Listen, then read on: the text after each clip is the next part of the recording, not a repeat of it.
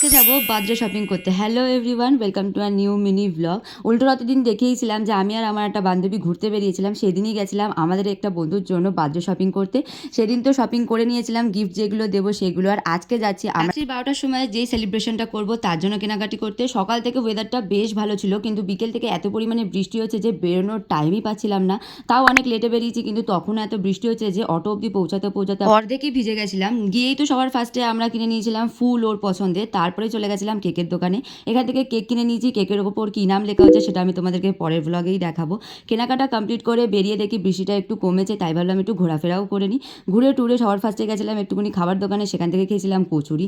আর তারপরে বাড়ি ফেরার পথে দেখি আমরা যে দোকান থেকে ফুচকা খাই সেই দোকানে তো অল টাইমই ভিড় লেগে থাকে, মানে ঢুকে একটু দাঁড়ানোর টাইম পাওয়া যায় না। তো আজকে সন্ধ্যা থেকে যেহেতু বৃষ্টি হচ্ছে তাই দোকানটা একটু ফাঁকা ছিল, তাই ভাবলাম এসছি যখন একেবারে একটু ফুচকাই খেয়ে যায়। আরামে ঢুকে বসে শান্তিতে একটুখানি ফুচকাও খেতে পেরেছি।